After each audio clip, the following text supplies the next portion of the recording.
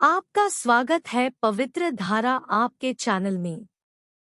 पार्श्व एकादशी को हिंदू कैलेंडर के अनुसार शुक्ल पक्ष में भाद्रपद माह के 11वें दिन एकादशी पर होने वाले सबसे शुभ और पुण्य त्योहारों में से एक माना जाता है। यह शुभ त्योहार सितंबर के महीने में पड़ रहा है। पार्श्व एकादशी 2023 तिथि। पार्श्व एकादशी पूरे भारत में अपार समर्पण और उत्साह के साथ मनाई जाती है। ऐसा माना जाता है कि भगवान विष्णु अपनी नींद की स्थिति को बाएं से दाएं और बदलते हैं, इसलिए इस दिन को पार्श्व परिवर्तिनी एकादशी के रूप में भी जाना जाता है। साल 2023 में पार्श्व एकादशी सोमवार 25 सितंबर को पड़ रही है। पार्श्व एकादशी व्रत। पार्श्व एकादशी का व्रत देश के विभिन्न हिस्सों में बड़े उत्साह और अपार श्रद्धा के साथ मनाया जाता है। यह भारत के विभिन्न क्षेत्रों में पार्वतीनी, जलझूलिनी एकादशी और वामन एकादशी के रूप में भी लोकप्रिय है। हिंदू पौराणिक कथाओं के अनुसार जो भक्त एक पार्वती एकादशी व्रत का पालन करते हैं, उन्हें अपने सभी पिछले पापों के लिए माफी दी जाती है और वे विष्णु के पुण्य और दिव्य आशीर्वाद से प्रसन्न होते हैं, जो ब्रह्मांड के संरक्षक हैं। पार्श्व एकादशी का महत्व। पार्श्व एकादशी व्रत भक्तों द्वारा सदियों से देखा जा रहा है। हिंदू मान्यताओं के अनुसार यह माना जाता है कि जो भक्त समर्पण के साथ इस व्रत का पालन करते हैं, उन्हें अच्छे स्वास्थ्य, धन और सुख की प्राप्ति होती है। इस व्रत का सबसे महत्वपूर्ण पहलू यह है कि यह पर्यवेक्षक को उसके पिछले पापों से मुक्त करता है और भक्तों को मृत्यु और जन्म के चक्र से मुक्त करता है। इस शुभ दिन पर उपवास रखने से व्यक्तियों को उच्च आध्यात्मिक लाभ प्राप्त होता है और साथ ही साथ यह पर्यवेक्षकों की इच्छा शक्ति को मजबूत करने में भी सहायक होता है। पार्श्व एकादशी को सबसे शुभ और सर्वोच्च एकादशी माना जाता है क्योंकि यह चातुर्मास में पड़ता है। इस समय के दौरान किए गए विभिन्न अनुष्ठानों और अन्य महीनों में किए गए अनुष्ठानों की तुलना में पुण्य का उच्च मूल्य होता है। द ब्रह्मा वैवर्त पुराण में राजा युधिष्ठिर और भगवान कृष्ण के बीच हुई गहन बातचीत के रूप में पार्श्व एकादशी के महत्व पर प्रकाश डाला गया है। पार्श्व एकादशी के अनुष्ठान। पार्श्व एकादशी की पूर्व संध्या पर भक्त आमतौर पर एकादशी व्रत का पालन करते हैं।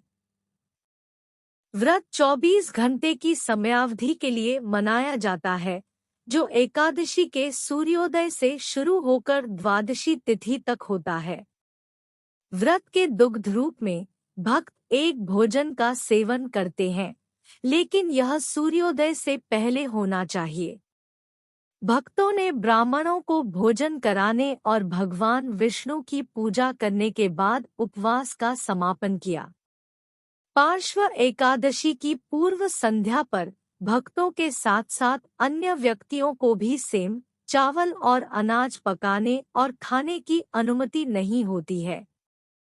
प्रेक्षकों को भी भगवान विष्णु को प्रसन्न करने के लिए मंत्रों का पाठ और भजन गाना आवश्यक है। विष्णु सहस्रनाम का पाठ इस दिन अत्यधिक शुभ माना जाता है। पार्श्व एकादशी व्रत कथा। श्री कृष्ण कहने लगे कि हे राजन, अब आप सब पापों को नष्ट करने वाली कथा का श्रवण करें। त्रेतायुग में बलि नामक एक दैत्य था। वह मेरा परम भक्त था। विविध प्रकार के वेद सूक्तों से मेरा पूजन किया करता था और नित्य ही ब्राह्मणों का पूजन तथा यज्ञ के आयोजन करता था, लेकिन इंद्र से द्वेष के कारण उसने इंद्रलोक तथा सभी देवताओं को जीत लिया। इस कारण सभी देवता एकत्र होकर सोच विचार कर भगवान के पास गए। बृहस्पति सहित इंद्रादिक देवता प्रभु के निकट जाकर और नतमस्तक होकर वेद मंत्रों द्वारा भगवान का पूजन और स्तुति करने लगे।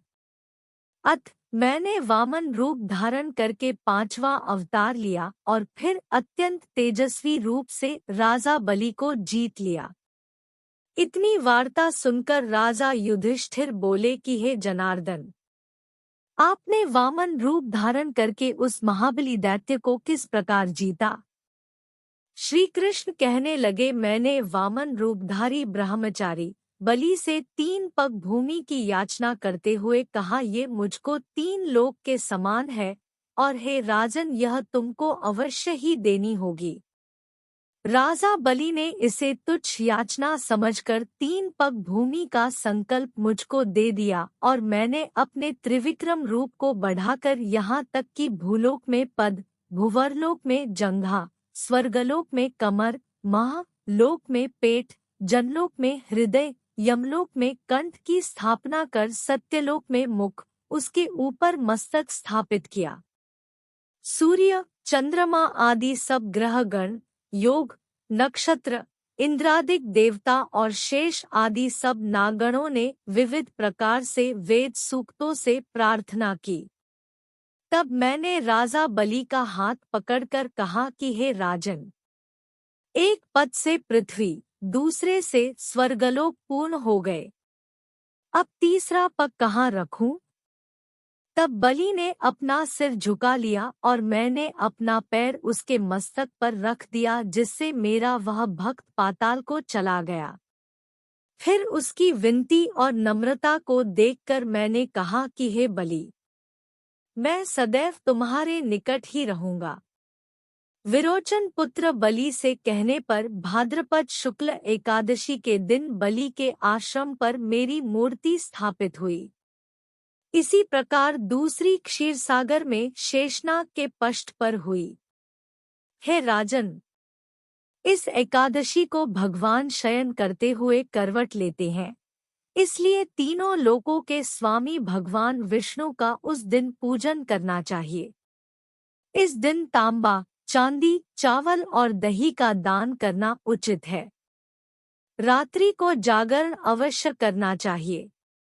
जो विधिपूर्वक इस एकादशी का व्रत करते हैं, वे सब पापों से मुक्त होकर स्वर्ग में जाकर चंद्रमा के समान प्रकाशित होते हैं और यश पाते हैं। जो पापनाशक इस कथा को पढ़ते या सुनते हैं, उनको 1000 अश्वमेध यज्ञ का फल प्राप्त होता है।